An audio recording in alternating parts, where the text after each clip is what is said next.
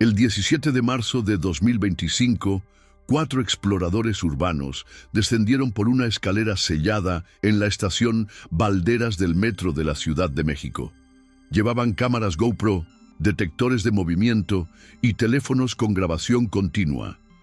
Lo que capturaron a las 02:47 de la madrugada desafía toda lógica temporal. Un convoy completo de la línea 2, con luces encendidas, puertas abiertas y 37 pasajeros vestidos exactamente como en 1970. Cuando revisaron las grabaciones cuadro por cuadro, descubrieron algo que heló la sangre de los investigadores. Los relojes de pared marcaban las 11:34 de la noche del 4 de septiembre de 1970, la fecha exacta en que el metro inauguró esa línea. Pero hay algo más perturbador. En el reflejo de las ventanillas del vagón aparecen los 4 exploradores observando desde el andén. Y detrás de ellos, parados en la oscuridad, hay otras figuras. Figuras que ninguno de ellos vio esa noche. Imagina por un momento que el tiempo no es una línea recta, que bajo las calles de una de las ciudades más antiguas del mundo, donde los aztecas construyeron Tenochtitlán sobre lagos sagrados, donde cada excavación para el metro descubre templos y ofrendas que nadie debería haber perturbado. El pasado y el presente pueden coexistir en el mismo espacio. Ahora, imagina que 4 personas comunes, armadas solo con curiosidad y tecnología moderna, atraviesan esa frontera invisible. Y que algo del otro lado los está esperando. Algo que ha estado esperando durante 55 años. Esta es la historia de la Estación Fantasma de Valderas. Una historia que el gobierno mexicano ha intentado enterrar bajo capas de desmentidos oficiales, expedientes clasificados y testigos que, inexplicablemente, prefieren guardar silencio. Pero los archivos filtrados no mienten. Las grabaciones existen, y lo que muestran es tan imposible que 3 de los 4 exploradores han desaparecido de la vida pública. El cuarto, Daniela Ortega, una ingeniera de sistemas de 29 años, está internada en un hospital psiquiátrico privado desde hace 2 meses. Solo repite una frase: ellos no saben que están muertos, y ahora nosotros tampoco lo sabemos. ¿Cómo es posible que un tren moderno, con tecnología de 2025, transporte pasajeros que murieron hace más de medio siglo? ¿Por qué las cámaras de seguridad del metro borraron automáticamente toda grabación de esa madrugada, excepto un fragmento de 17 segundos que un trabajador logró guardar en una memoria USB? ¿Y qué significa el mensaje que apareció grabado en las paredes de la estación clausurada, escrito con una sustancia que los análisis forenses no pueden identificar? El último tren nunca llegó a su destino. Antes de continuar, quiero que sepas algo. Esta investigación me ha costado más de lo que imaginaba. He recibido llamadas anónimas, mensajes advirtiéndome que deje este caso en paz. Pero si estás escuchando esto, si has llegado hasta aquí, es porque tú también sientes que hay verdades que merecen ser expuestas, sin importar cuán perturbadoras sean. Suscríbete a Ecos del Silencio, porque si logramos descifrar qué pasó realmente en esa estación fantasma, si encontramos a los 3 desaparecidos, lo publicaremos primero aquí. Y créeme, vas a querer estar presente cuando eso suceda. La Ciudad de México tiene una relación compleja con lo que yace bajo sus calles. Desde que el metro comenzó a construirse en 1967, cada túnel excavado ha sido una negociación con el pasado. Cráneos de obsidiana, escalinatas de templos, entierros masivos que datan de la conquista. Los ingenieros aprendieron rápido que no estaban simplemente construyendo un sistema de transporte.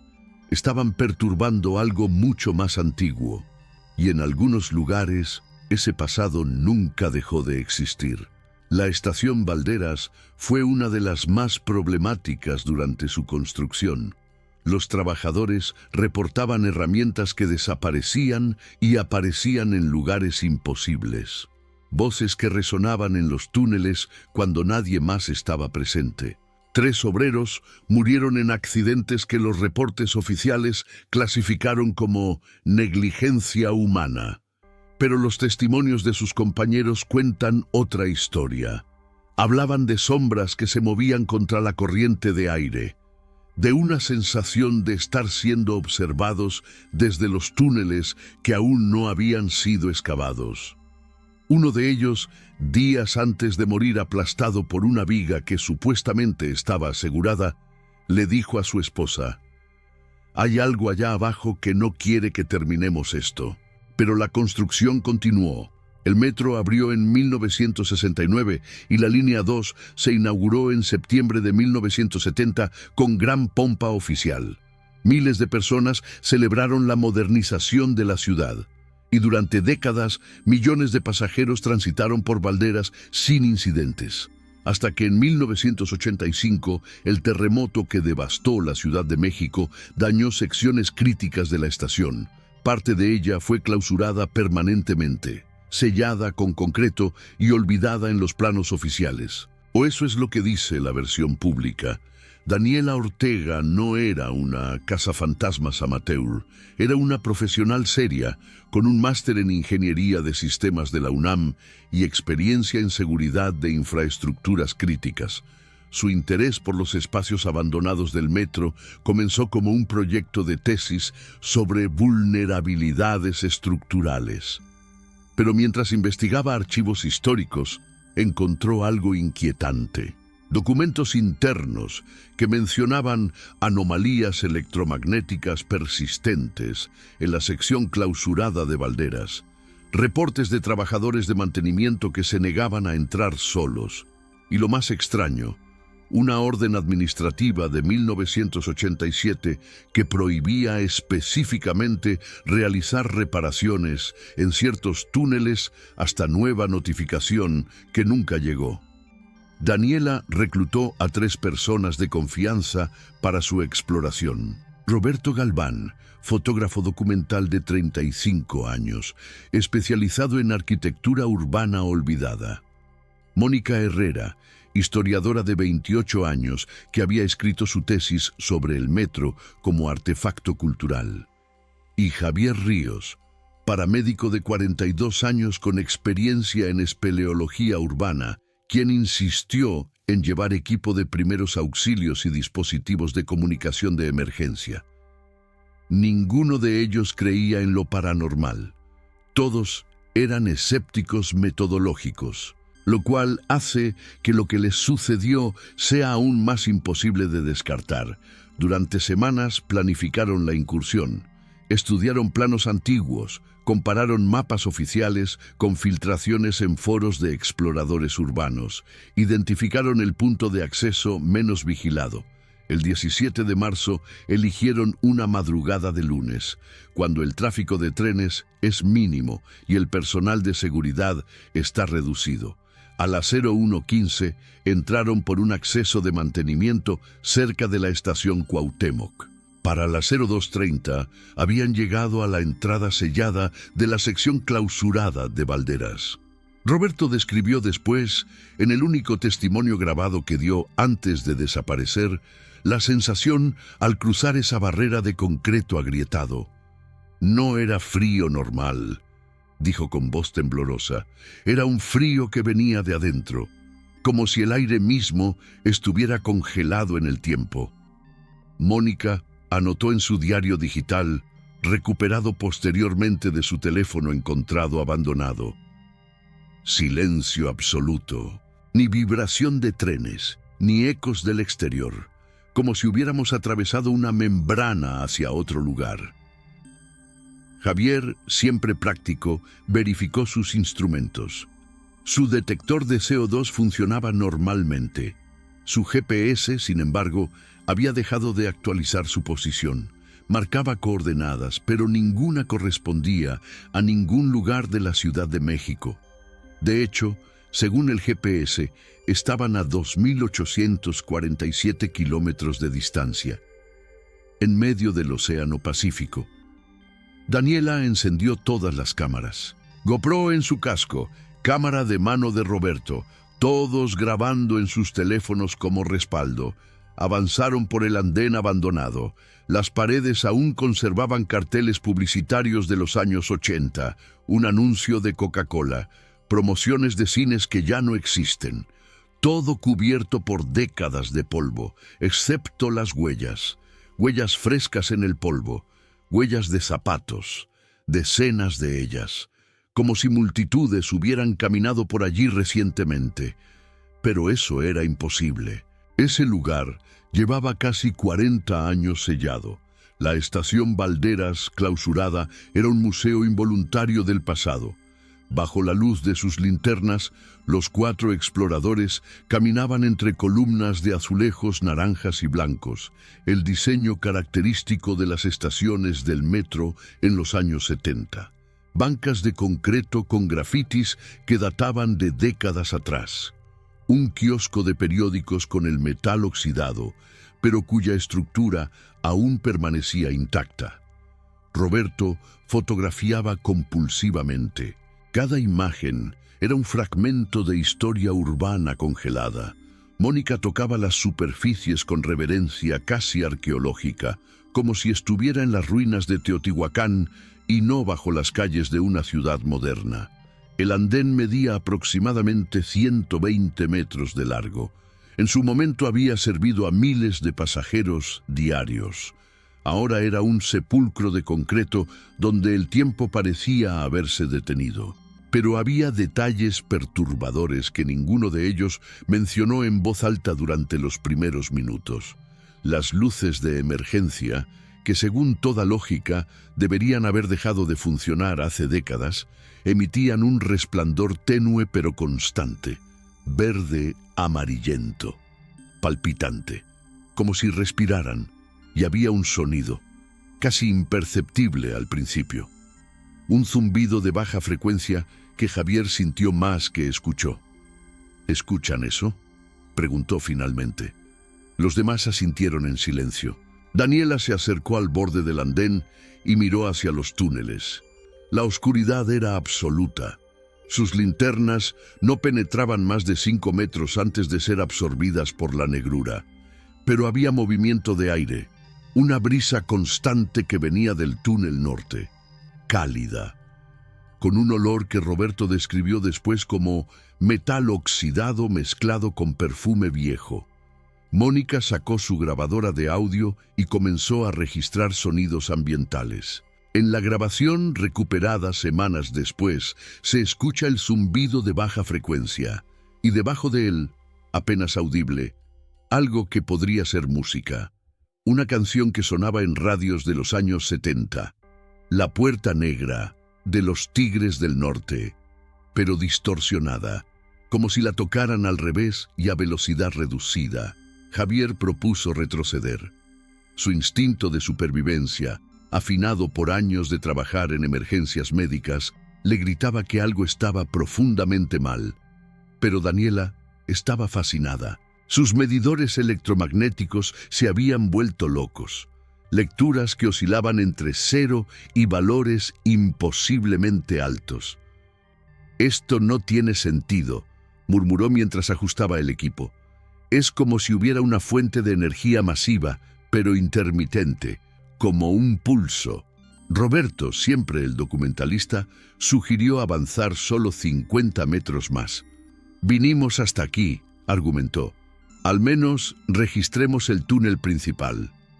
Mónica estaba revisando sus notas históricas en la tablet. «Según los archivos», dijo con voz tensa, «esta sección se cerró porque durante el terremoto del 85 se abrió una grieta en el túnel, pero nunca especifican qué tipo de grieta o qué encontraron». Fue entonces cuando escucharon el primer sonido metálico, distante, inconfundible, el chirrido de ruedas de tren sobre rieles. Los 4 se miraron. Javier negó con la cabeza. «No puede ser. Esta línea está muerta. No hay corriente eléctrica». Pero el sonido se acercaba, lento, constante, y con él una vibración que sentían en el pecho. Daniela ordenó que todos encendieran sus cámaras y se posicionaran contra la pared opuesta del andén. «Grabamos todo», dijo con voz firme a pesar del temblor en sus manos. «Sea lo que sea, necesitamos evidencia». La luz apareció primero. No los faros brillantes de un convoy moderno, sino una luz amarillenta, parpadeante, como las lámparas incandescentes antiguas. Y luego, emergiendo de la oscuridad absoluta del túnel norte, el tren. Un convoy completo de 6 vagones, modelo MP68, los mismos que circulaban cuando el metro inauguró sus primeras líneas. Pintura naranja descolorida con franjas blancas, ventanas iluminadas desde el interior, y completamente silencioso excepto por el sonido de las ruedas, sin el zumbido eléctrico de los motores modernos, sin el siseo de los frenos neumáticos, solo ese chirrido mecánico hipnótico. El tren se detuvo perfectamente alineado con el andén. Las puertas se abrieron con un siseo neumático, y allí estaban, 37 personas. Daniela las contó después en la grabación, pausando cada cuadro. Hombres con trajes de poliéster de solapas anchas, mujeres con vestidos hasta la rodilla y peinados bufán, jóvenes con pantalones acampanados y camisas de colores psicodélicos, todos vestidos exactamente como en 1970, pero no se movían. Estaban congelados en posiciones cotidianas. Una mujer con un bolso de mano a medio abrir. Un hombre mirando su reloj de pulso. Un joven con un periódico, la fecha claramente visible en la grabación. 4 de septiembre de 1970. Roberto comenzó a fotografiar compulsivamente. El flash de su cámara iluminaba los vagones en destellos estroboscópicos. En cada destello, los pasajeros parecían estar en posiciones ligeramente diferentes. Una mujer que miraba hacia la izquierda ahora miraba al frente. Un niño que estaba sentado ahora estaba de pie. Pero entre los flashes, cuando la oscuridad relativa retornaba, nadie se movía. Era como si solo existieran en los instantes de luz. Mónica susurró algo que quedó grabado en el audio de Daniela. No respiran. Mira sus pechos. Nadie está respirando. Javier, con su entrenamiento médico, se fijó en otros detalles. No pestañean, observó. Y miren sus ojos. No hay movimiento sacádico. Es como si fueran fotografías tridimensionales. Daniela se acercó lentamente al vagón más cercano. La cámara en su casco capturaba cada detalle. Los pasajeros tenían textura de piel, arrugas, poros, pero había algo en su quietud que era más allá de cualquier estatua de cera. Era la quietud de algo que nunca había estado vivo, o que había dejado de estarlo hace mucho tiempo. Entonces, uno de ellos movió los ojos.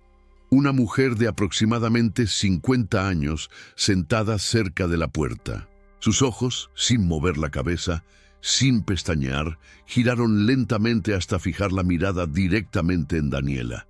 En la grabación se escucha la respiración acelerada de Daniela. ¿Lo vieron?, susurró. Roberto había captado el momento en fotografía. La imagen mostraba claramente los ojos de la mujer, antes mirando al frente, ahora mirando directamente a la cámara.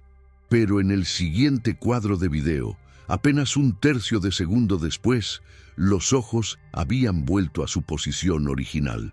«¡Tenemos que irnos!», dijo Javier con voz firme. «¡Ahora!». Pero Daniela estaba hipnotizada. Se acercó más, hasta el borde mismo del andén. Su cámara enfocaba el interior del vagón, los asientos de vinilo naranja, las barras de metal cromado, los anuncios publicitarios pegados en las paredes interiores. Todo perfectamente preservado. Y entonces vio el reloj. Un reloj de pared Citizen, como los que había en todas las estaciones del metro en los 70. Las manecillas marcaban las 11:34, y mientras Daniela lo observaba, el segundero dio un tic, luego otro. El reloj estaba funcionando, Mónica había encontrado algo más. En el reflejo de las ventanas del vagón podía ver el andén detrás de ellos, y en ese reflejo había más personas. Figuras paradas en la oscuridad, más allá del alcance de sus linternas, siluetas inmóviles. «Chicos», dijo con voz quebrada, «no se den vuelta. Pero miren el reflejo. Hay alguien más aquí». Los cuatro miraron simultáneamente el cristal de las ventanas. Las figuras estaban allí, al menos una docena, paradas en perfecta fila, observándolos. Cuando Roberto giró rápidamente para iluminarlas con su linterna, no había nadie. El andén detrás de ellos estaba vacío, pero en el reflejo las figuras seguían allí, y ahora estaban más cerca. El pánico es una respuesta biológica. Millones de años de evolución diseñados para mantener a los humanos vivos ante el peligro. Pero lo que experimentaron los cuatro exploradores en ese momento no fue pánico. Fue algo más primitivo, un terror que venía del reconocimiento instintivo de que las leyes fundamentales de la realidad habían dejado de aplicarse. Javier fue el primero en retroceder. Su mano buscó el brazo de Mónica y tiró de ella hacia atrás. Roberto seguía fotografiando, pero sus manos temblaban tanto que las imágenes salían borrosas. Daniela no podía moverse.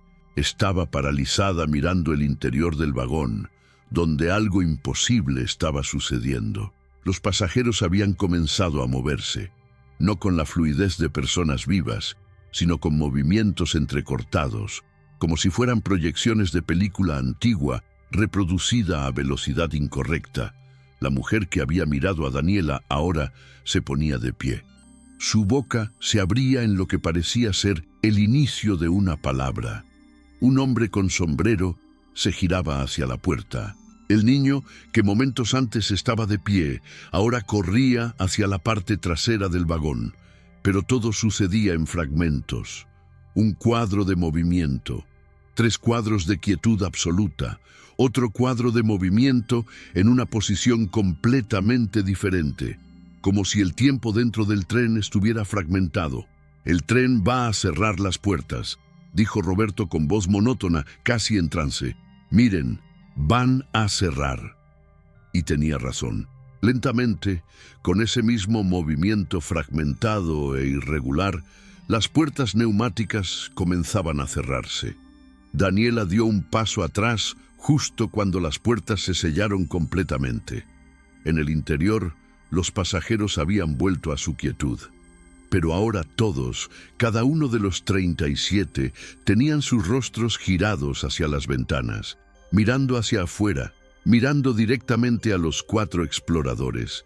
Y todos tenían la misma expresión, ni miedo ni hostilidad, simplemente reconocimiento.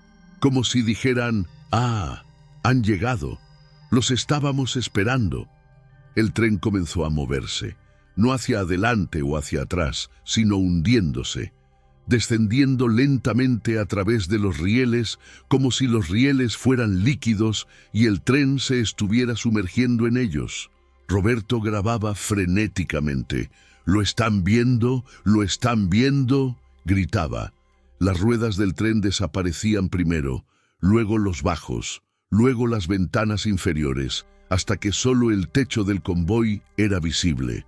Y entonces, con un último destello de esas luces amarillentas antiguas, desapareció completamente. Los rieles estaban intactos, sólidos, como si nada hubiera pasado. El silencio que siguió fue ensordecedor. Javier fue el primero en hablar, su voz profesionalmente calmada a pesar del terror evidente. «Revisión de equipo, todos, ahora». Verificaron sus dispositivos. Todas las cámaras habían grabado. Los teléfonos mostraban archivos de video de 15 minutos. Los medidores electromagnéticos de Daniela habían registrado el pico de energía. Todo estaba allí, evidencia sólida de algo que no podía haber sucedido. Mónica revisaba compulsivamente su grabadora de audio. «Lo tengo», susurraba. «Está todo aquí, los sonidos, las voces». «¿Qué voces?», preguntó Daniela. No hubo voces. Mónica le mostró la grabadora. En la pantalla de forma de onda había claros patrones de habla durante los minutos que el tren estuvo detenido. Pero ninguno de ellos había escuchado nada. Daniela tomó una decisión. Necesitamos salir. Ahora revisaremos todo afuera. Comenzaron a retroceder hacia la entrada por la que habían llegado, pero Roberto se detuvo. «El túnel», dijo señalando hacia donde el tren había desaparecido. «Necesitamos al menos fotografiar el túnel para tener el contexto completo». Javier negó con vehemencia. «No, nos vamos. Ya tenemos más de lo que veníamos a buscar». Pero Daniela estaba considerándolo. La parte de su cerebro que era ingeniera, que necesitaba datos completos, que no podía dejar un misterio sin resolver, luchaba contra su instinto de supervivencia. Fue entonces cuando escucharon el segundo tren. Este venía del túnel sur, mismo sonido, mismas luces amarillentas. Pero cuando emergió a la estación, era diferente. Este convoy estaba vacío, completamente vacío. 6 vagones sin un solo pasajero. Las luces interiores parpadeaban erráticamente, y en las ventanas, en el polvo acumulado en el cristal, había palabras escritas desde adentro, en español, en lo que parecía ser sangre seca. Ayuda, no podemos salir, 1970, atrapados, y la más perturbadora, ustedes también. El tren vacío se detuvo, las puertas se abrieron, y desde el interior vino un olor. Mónica lo describió después como flores muertas y electricidad quemada. Roberto, ignorando las protestas de los demás, subió al vagón. «Solo un minuto», dijo. «Solo necesito documentar el interior». Daniela gritó que no lo hiciera, pero Roberto ya estaba dentro. Su cámara fotografiaba los asientos vacíos, las barras, los mensajes en las ventanas. «Hay algo aquí», gritó desde adentro. «Hay objetos, bolsas, zapatos, como si la gente hubiera...». No terminó la frase. Las puertas comenzaron a cerrarse. Roberto corrió hacia ellas, pero no fue suficientemente rápido. Se cerraron con un golpe metálico definitivo. Roberto golpeaba el cristal desde adentro, gritando, pero no había sonido. La insonorización del vagón era perfecta. Javier y Daniela corrieron hacia las puertas, intentando forzarlas, pero era inútil. Y entonces Roberto dejó de moverse. No desmayado, no colapsado, simplemente congelado en su posición, con la mano aún levantada hacia el cristal, como los pasajeros del primer tren. Su cámara cayó de sus manos inmóviles y quedó colgando de la correa. Y en la pantalla LCD de la cámara, aún visible a través de la ventana, la última foto que había tomado. Era el interior del vagón. Pero en la foto, Roberto no estaba solo. Había figuras detrás de él, los pasajeros del primer tren, todos de pie, todos mirando directamente a la cámara. El tren con Roberto comenzó a moverse, no hundiéndose como el anterior, sino avanzando normalmente hacia el túnel norte. Daniela corrió junto a él, golpeando las ventanas, gritando el nombre de Roberto. Mónica estaba paralizada, llorando. Javier intentó saltar a los rieles para seguir el tren, pero Daniela lo detuvo. «No, no podemos perderlos a ambos».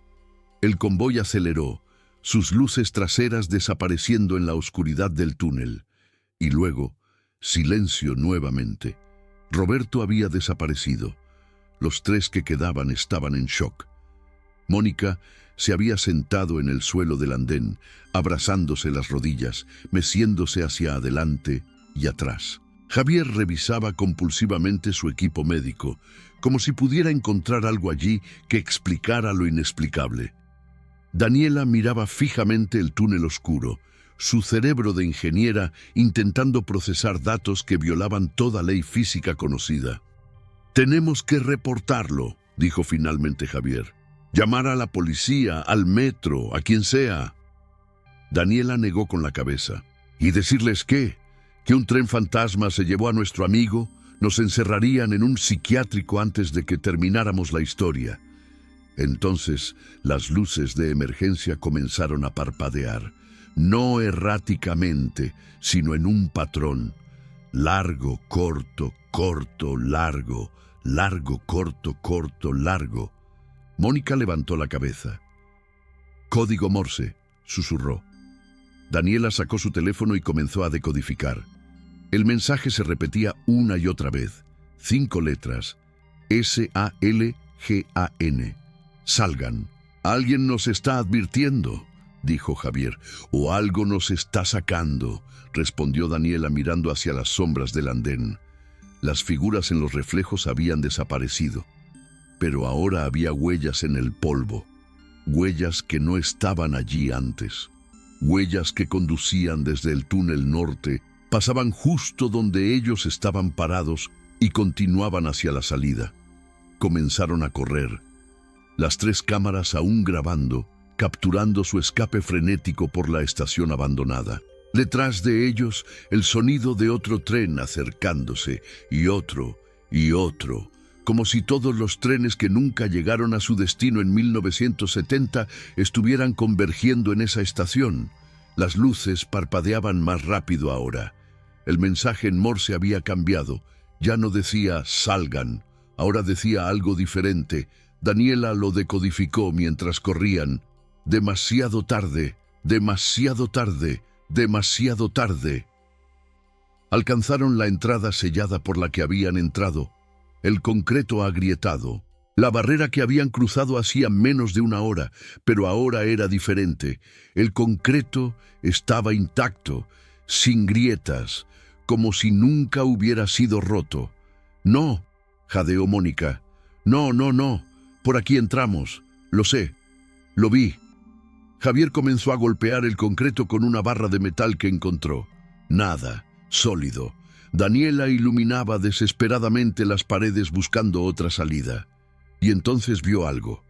Una puerta de metal con un letrero.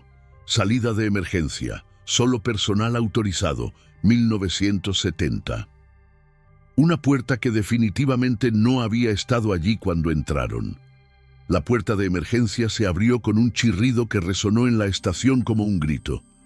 Detrás había una escalera de concreto que ascendía en espiral, estrecha, iluminada por luces fluorescentes que zumbaban con ese sonido eléctrico enfermizo de los años 70. Las paredes estaban cubiertas de azulejos verdes, manchados por décadas de humedad. Javier entró primero, su linterna iluminando los escalones. Mónica lo siguió, aún temblando. Daniela fue la última, mirando una vez más hacia el andén abandonado. Los sonidos de los trenes se habían detenido. La estación estaba en silencio absoluto, pero en la oscuridad del túnel norte vio una luz que parpadeaba 3 veces. Pausa, 3 veces más, como un faro, como una señal o como una despedida. Subieron durante lo que pareció una eternidad. Daniela contó los escalones. 342. Demasiados para la profundidad real del metro. Deberían haber salido a la superficie hace 200 escalones. Pero seguían subiendo. Las paredes de azulejos dieron paso a concreto desnudo. Luego a roca natural, como si estuvieran ascendiendo a través de las capas geológicas de la Ciudad de México, a través del tiempo mismo. Mónica se detuvo abruptamente. «Escuchen», susurró. Desde arriba voces, múltiples voces hablando en español, risas, el sonido de pasos, sonidos normales, sonidos de vida. Emergieron en un pasillo, pero no era un pasillo de la Ciudad de México de 2025. Los carteles en las paredes anunciaban películas de 1970, El Topo de Alejandro Jodorowsky, Los Caifanes. Los calendarios en la pared mostraban septiembre de 1970. Y había gente, personas reales, vivas, caminando, hablando, vestidas con la moda de los años 70. Javier intentó hablarle a un hombre que pasaba. «Disculpe, ¿dónde estamos?» El hombre ni siquiera lo miró. Siguió caminando como si Javier fuera invisible. Mónica intentó tocar a una mujer que pasaba. Su mano atravesó el brazo de la mujer como si fuera humo. «No somos reales para ellos», susurró Daniela, «o ellos no son reales para nosotros». Siguieron el flujo de personas hasta una salida, escaleras que llevaban a la superficie, y cuando emergieron, Daniela sintió que su cordura se quebraba. Estaban en la Plaza Garibaldi, pero no la Plaza Garibaldi de 2025, era la plaza de 1970. Coches antiguos circulaban por las calles, Volkswagen Sedán, Ford Falcon. Los edificios tenían su apariencia original, sin las renovaciones modernas. Los mariachis tocaban en las esquinas. Todo era perfectamente real, perfectamente tangible y completamente imposible. Daniela sacó su teléfono, sin señal. La fecha del sistema marcaba 17 de marzo de 2025, 03:47 AM. Pero el mundo a su alrededor era 4 de septiembre de 1970, según los periódicos que un vendedor ofrecía. «Tenemos que encontrar el camino de regreso», dijo Javier con voz temblorosa. «Tenemos que...» Se detuvo. Daniela había visto algo. En el reflejo de una ventana de auto estacionado podía verse a sí misma, pero también podía ver la Ciudad de México moderna detrás de ella, los edificios de 2025, los autos modernos. Dos realidades superpuestas en el mismo espacio. «Estamos atrapados entre tiempos», dijo con voz plana, casi clínica. «La estación es un punto de intersección. Por eso el tren puede existir en ambos. Por eso Roberto...» No terminó. No necesitaba hacerlo. Mónica había sacado su grabadora de audio. La reprodujo. Entre el ruido blanco y los sonidos ambientales de la estación abandonada había voces. Claras ahora, en español antiguo, con acentos de los años 70. «No pueden salir. El último tren nunca llegó. Llevamos esperando 55 años. Ahora son parte de nosotros». Y luego, la voz de Roberto. «¿Dónde estoy? ¿Por qué no puedo moverme? Daniela, ayúdenme. Aún puedo pensar, pero no puedo». La grabación se cortaba en estática. Cuando regresaba, era otra voz, una voz femenina, la mujer del tren que había mirado a Daniela. «Dile que deje de resistirse. Duele menos si te rindes al patrón». Javier estaba al borde de un colapso nervioso. «Necesitamos ayuda. Necesitamos...» Daniela lo interrumpió. «Necesitamos documentar esto. Es lo único que podemos hacer. Si no salimos, al menos la evidencia tiene que salir». Pasaron las siguientes 2 horas grabando todo.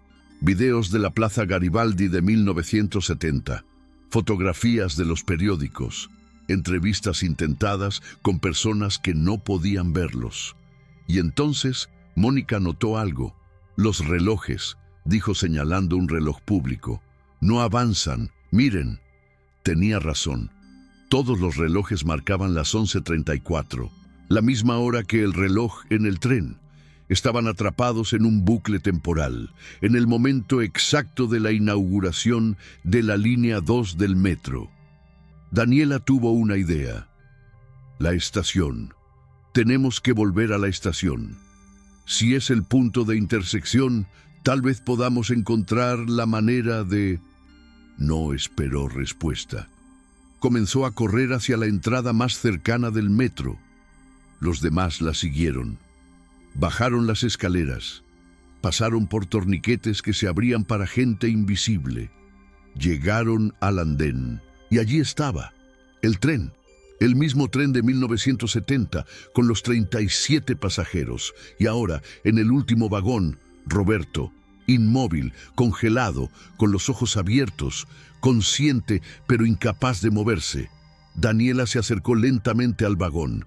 Las puertas estaban abiertas. Podía subir. Podía intentar sacar a Roberto, pero sabía lo que pasaría. Las puertas se cerrarían. Quedaría atrapada. Se convertiría en el pasajero número 39. Mónica la detuvo. «No puedes salvarlo. Daniela, no puedes». Pero Daniela no estaba intentando salvarlo. Estaba mirando algo en el vagón, un panel de control, un panel que definitivamente no debería estar accesible para pasajeros.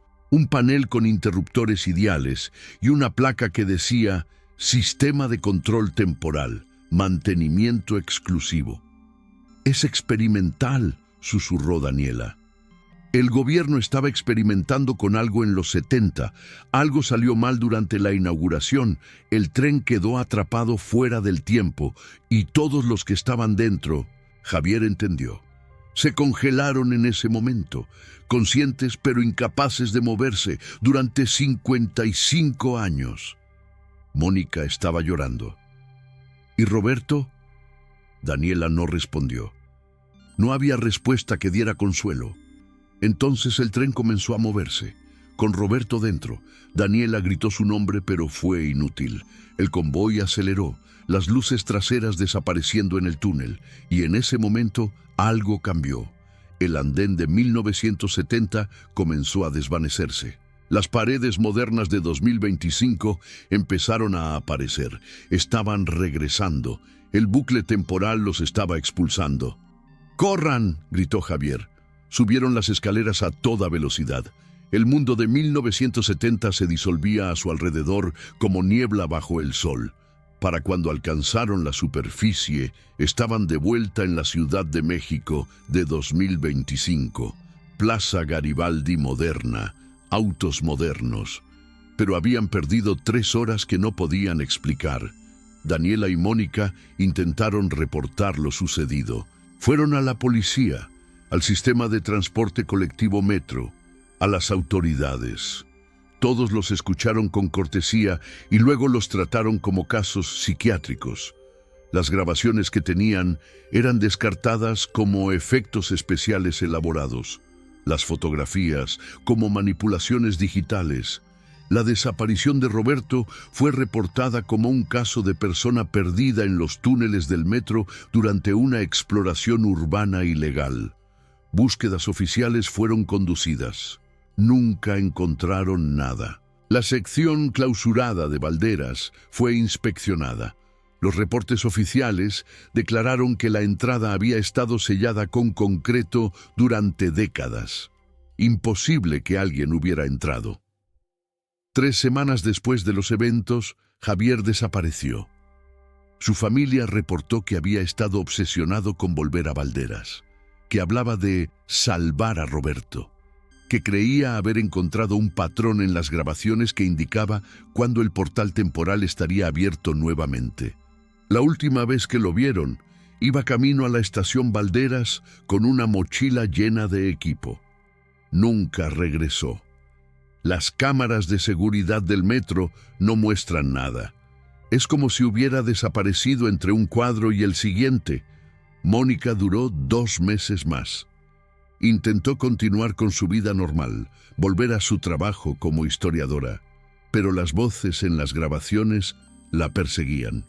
En una de sus últimas entradas de diario escribió: «Los escucho todas las noches, los pasajeros del tren, llamándome, diciendo que hay espacio para una más, que 1970 fue un año hermoso y que puedo quedarse allí para siempre, que el tiempo lineal es una prisión y que ellos han sido liberados. No sé cuánto más puedo resistir». El 15 de mayo de 2025, Mónica Herrera entró a la estación Valderas del metro. Múltiples testigos la vieron descender las escaleras. Las cámaras de seguridad la muestran caminando hacia el andén. Y luego, en el cuadro siguiente, ya no está. Simplemente desaparece. La investigación oficial concluyó que era imposible. Las cámaras no tenían cortes ni ediciones. Pero Mónica había desaparecido en el espacio de un parpadeo.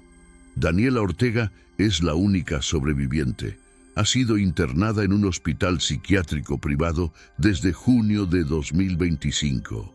Los doctores dicen que sufre de un trastorno psicótico compartido, exacerbado por el trauma de perder a sus 3 amigos. Pero Daniela no está loca. Lo sé porque he visto las grabaciones completas. Las que el gobierno confiscó, pero que un trabajador del metro logró copiar antes de que desaparecieran. Las que muestran claramente el tren, los pasajeros, la imposibilidad de todo. La última vez que visité a Daniela, me dijo algo que no puedo sacar de mi cabeza. El tren sigue corriendo, cada noche a las 11:34, y cada vez que para en Valderas hay más pasajeros. Roberto está allí, Javier también, Mónica acaba de subir, y ellos me están esperando. Me muestran en sueños, mi lugar está reservado, el asiento junto a la ventana en el tercer vagón.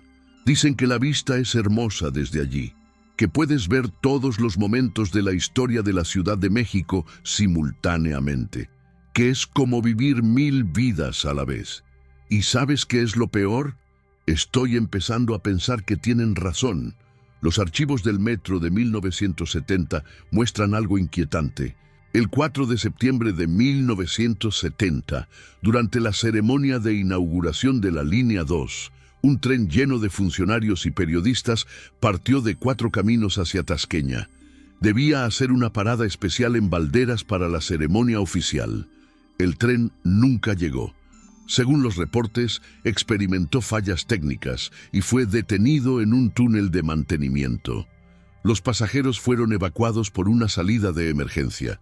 Pero aquí está la verdad que encontré en archivos desclasificados. Nunca hubo evacuación. 37 personas entraron a ese tren. 0 salieron.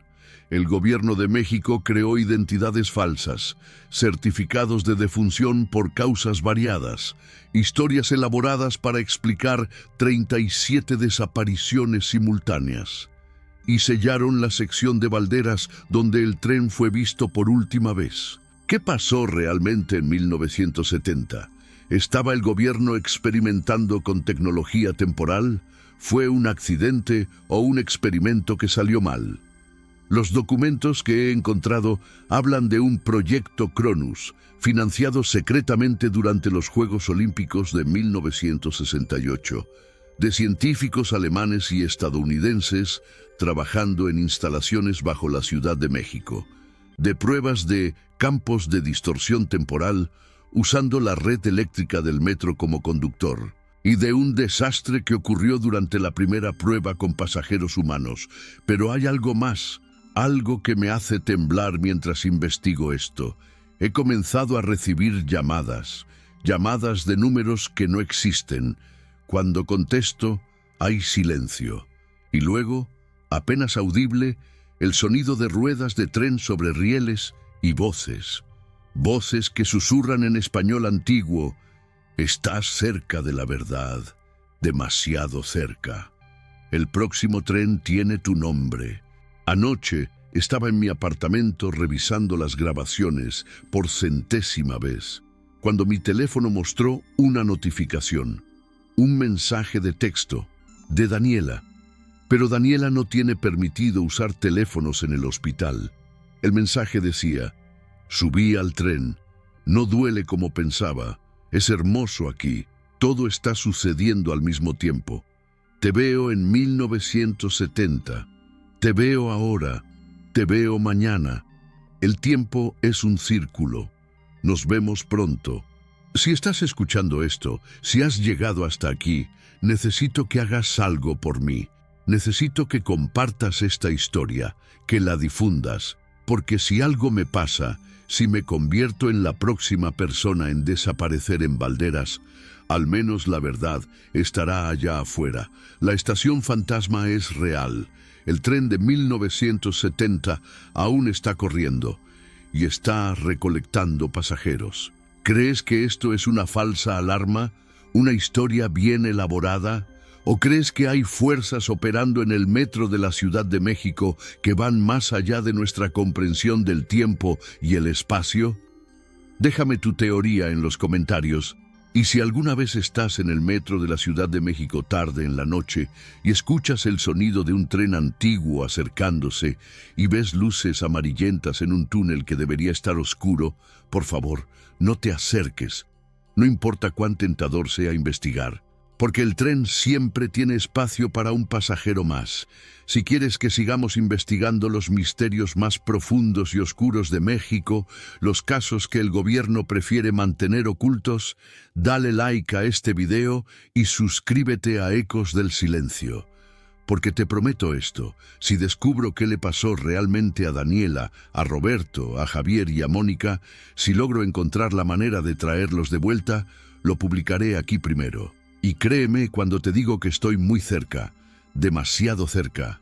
Tanto que anoche, mientras dormía, soñé con un andén abandonado, con luces amarillentas, con un tren que se acercaba, y cuando las puertas se abrieron, allí estaban, los cuatro, sonriendo, extendiendo sus manos hacia mí, invitándome a subir, diciendo que el viaje apenas comienza. ¿Y sabes cuál es la parte que más me asusta? Que desperté con un boleto de tren en mi mano, un boleto antiguo, de 1970, con fecha de septiembre 4, y un asiento asignado, vagón 3, junto a la ventana, exactamente donde Daniela dijo que era mi lugar. El tren está esperando, y tal vez, solo tal vez, la única manera de resolver este misterio es comprando el boleto.